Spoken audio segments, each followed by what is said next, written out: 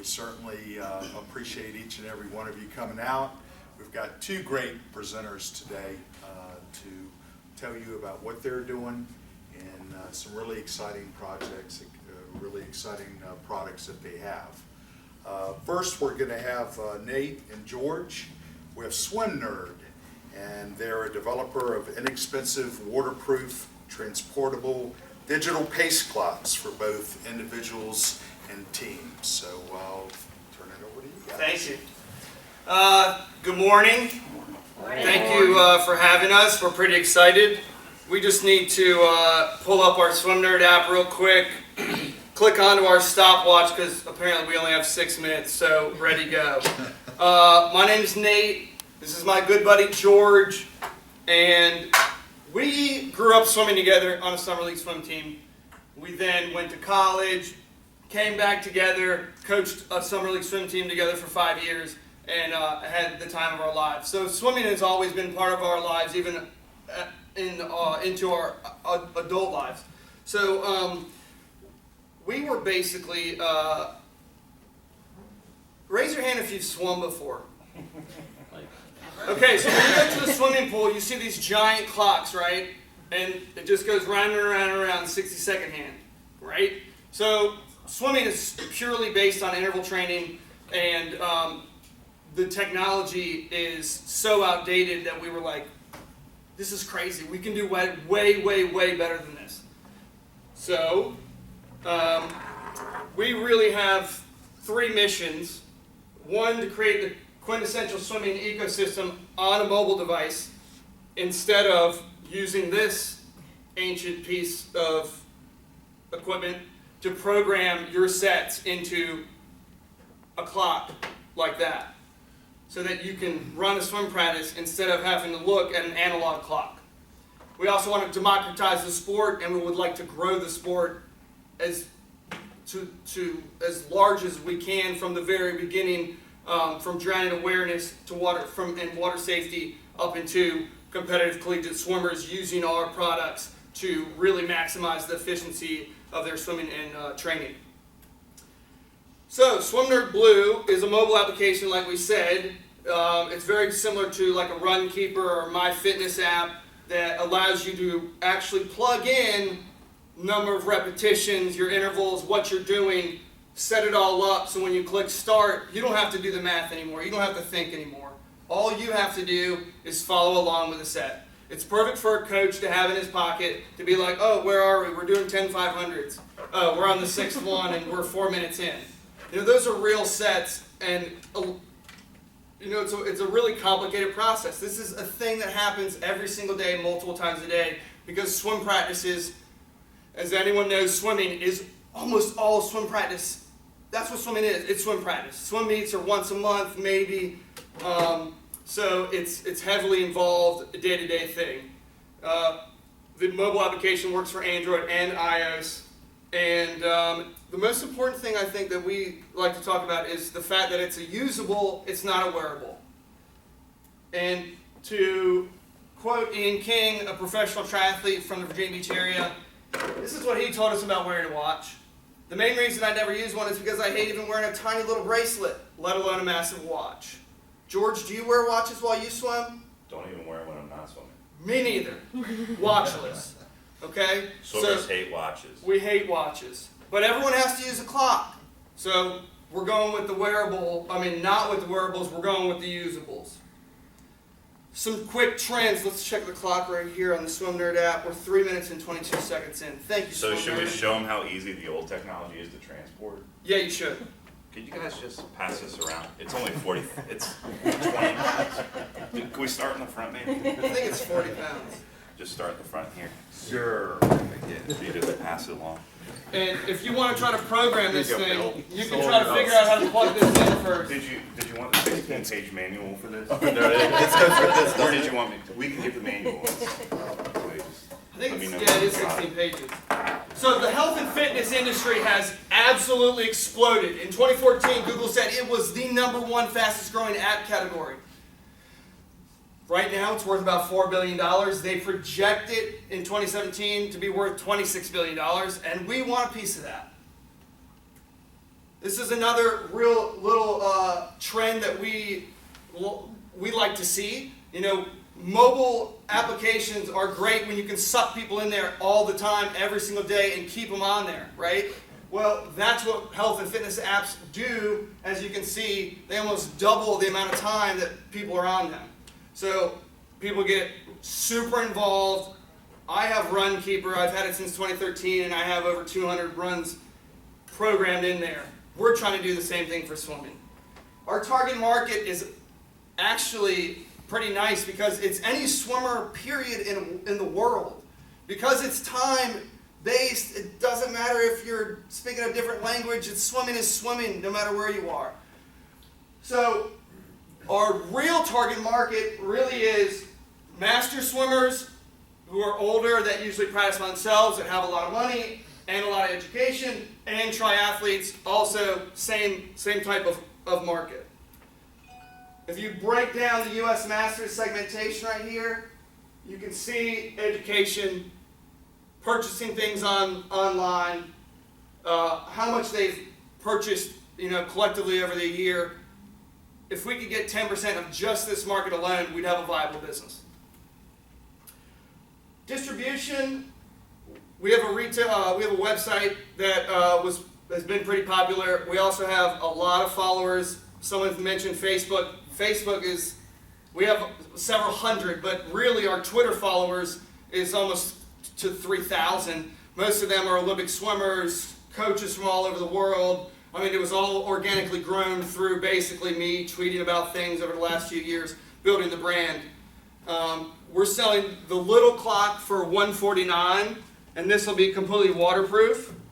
And we're going to sell a bigger version for teams, similar to that, but weighing 35 plus pounds, with 6-inch lettering for. Oh, Nate, what's its program? How does it get its information? Bluetooth. Oh. From your smartphone. So not that Apollo 11 contraption? Not that Apollo 11 contraption. That remote control costs $500. Wait, do a lot of people have smartphones? Most people have smartphones. Raise your hand if you have a smartphone. Oh, everybody. Perfect. Oh, so they got the remote. Yeah. How much does the remote cost? $500. That remote costs $500? Yes. And it's impossible to actually work. So it's Anonymous. $500. You might as well just burn $500 bills. Because you're never going to use it. We're over our time. We're done. What? So that's our product.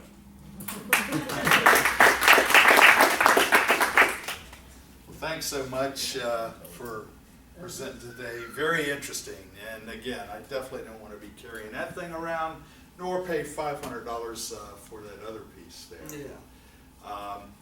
At this time, I'd like to open the floor to questions for either Nate or George on Swimnerd.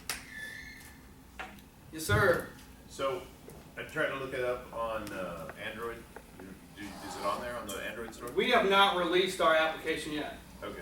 But Nate can pass around his iPhone. You Yeah. guys can play around with it. We have a first version that essentially does all the functionalities and connects to our clock.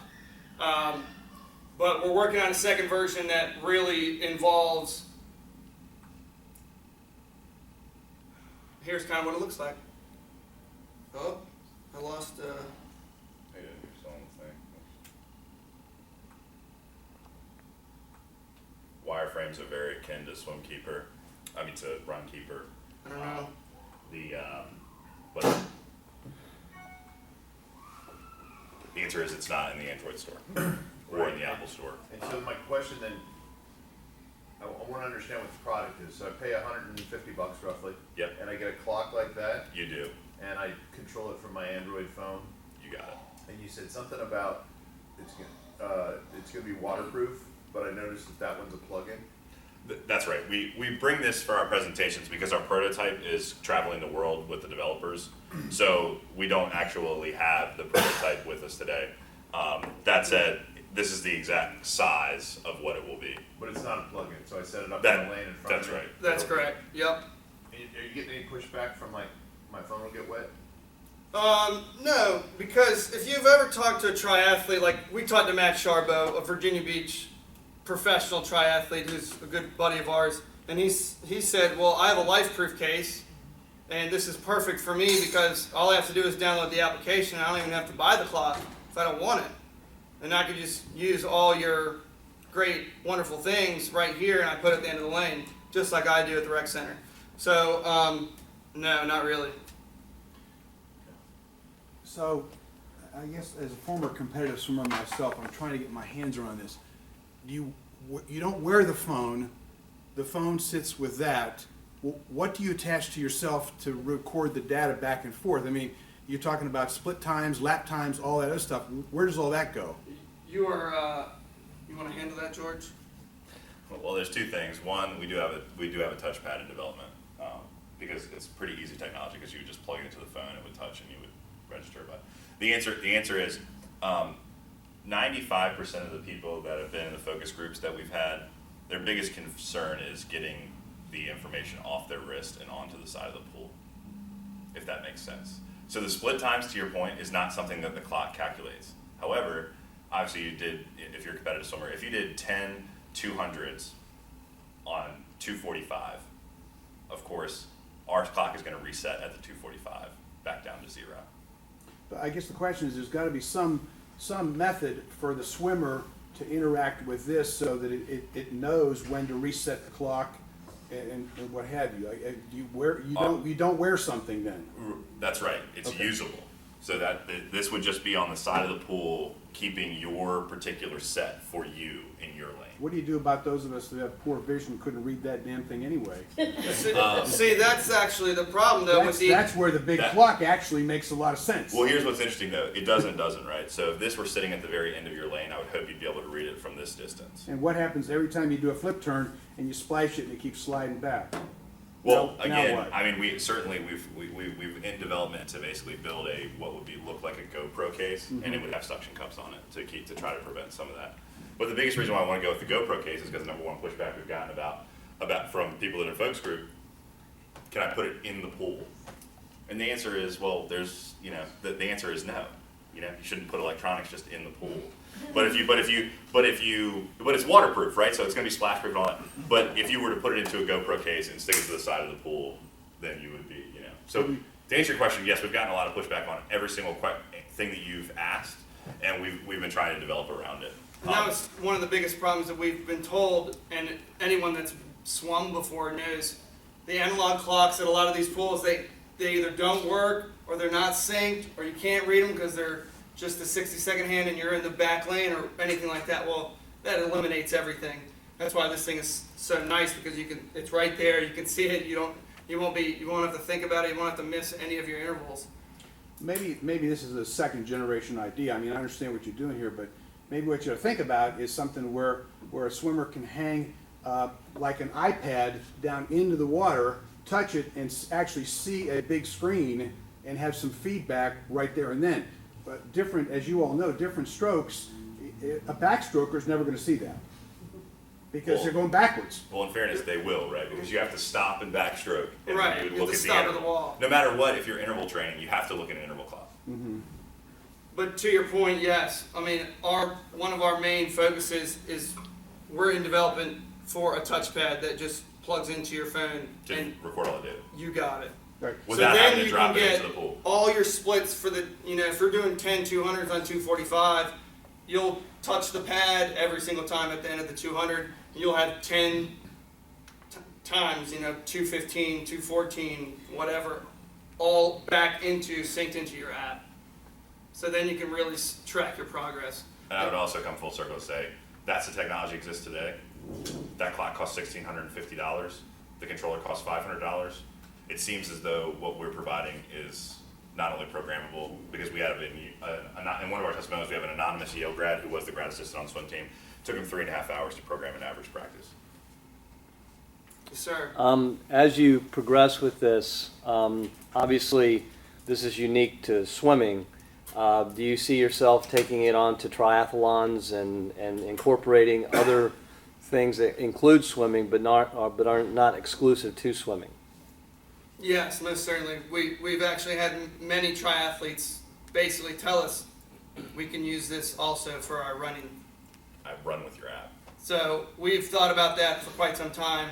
High intensity interval training is one of the market segmentations of health and fitness applications that has just exploded. CrossFit, as you well know, it has just absolutely taken over the country, and they all have interval clocks in their gyms, but none of them, I don't believe, are programmable, and I don't think, so yes, to your point, yeah, we'd like to get into way more markets than swimming, but swimming's what we know, and that's where we're gonna head first.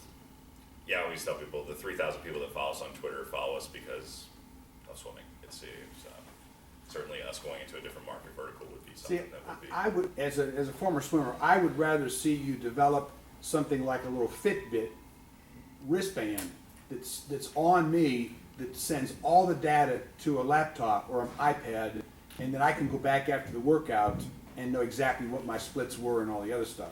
I mean, it's just, I forgot the coffee this morning. I did, I apologize, we'll be down in a moment. Then you should go buy Swimmo. It's the first swimming watch ever that's supposed to calculate and track all your data that you're asking it to do, except for it won't be out for like another 20 years because the technology won't work. And It really literally they're just expecting doesn't. it to be delivered in 18 months. The biggest issue with what you're asking is that today people are trying to use GPS and all this stuff to try to make these interval training easier to do. The problem is when you're going back and forth 25 meters, GPS isn't that accurate today, and when you get inside, it gets even more clouded. We've worked with RFID. I'm not trying to get way off topic, but we've talked to RFID, like when you walk out of a store, right? It dings, it knows that. So we've looked at RFID tags and putting those in the lane lines. Bottom line is all this stuff makes it so inordinately expensive. Why not just have a clock that works at a cost of 95% less than what's available in the marketplace today and works?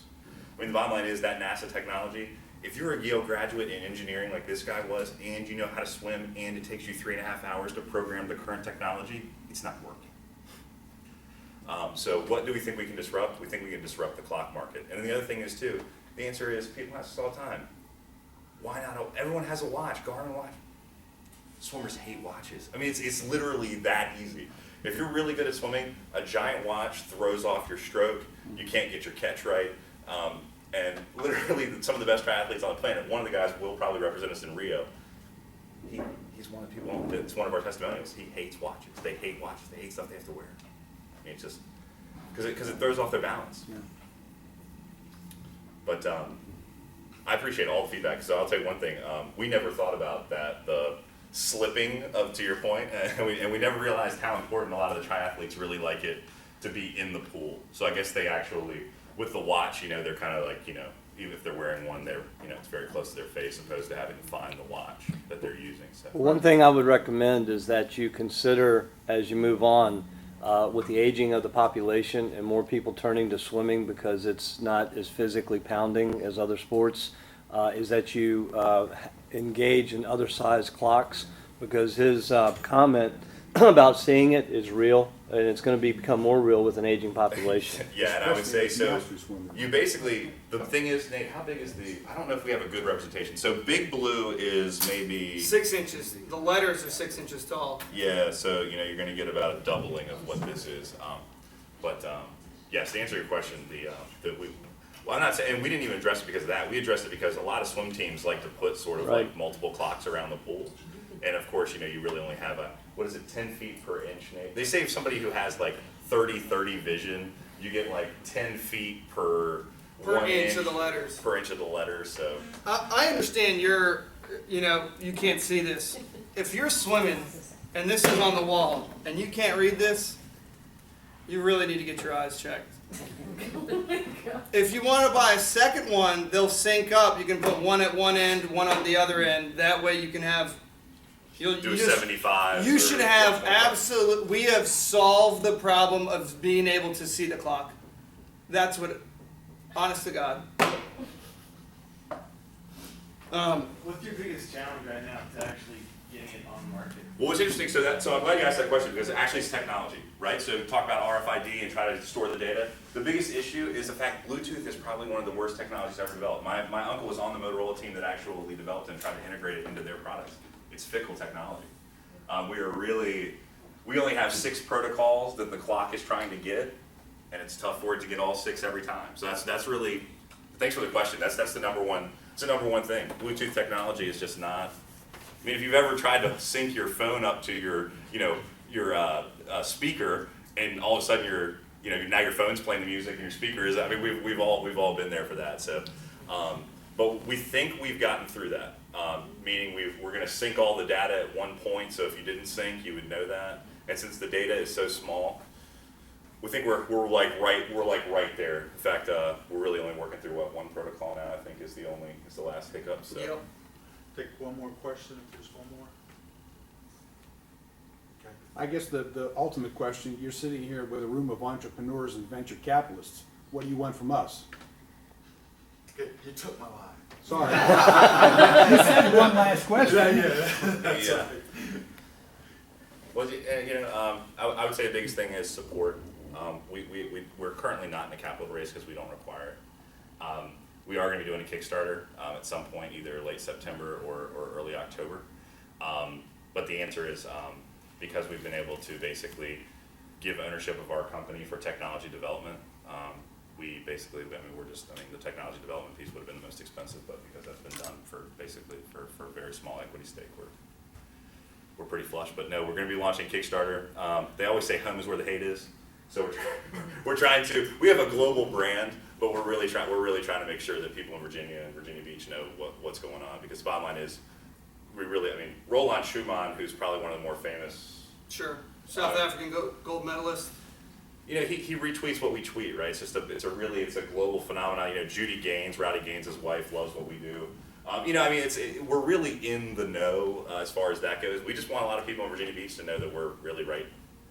We're right here. I mean, it's on our Twitter feed, but I think a lot of people don't even know that. So. And it's nice to get feedback from swimmers and non-swimmers coming to events like this and pitching. Same thing with the Hatch Startup Night. So the feedback is extremely valuable to us.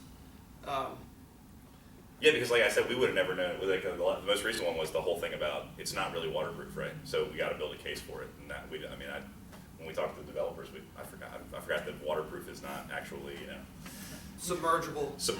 So All right, Nate and George, thank you very yes, much. thank you guys. Appreciate it. I'm sure we'll be around for a little while.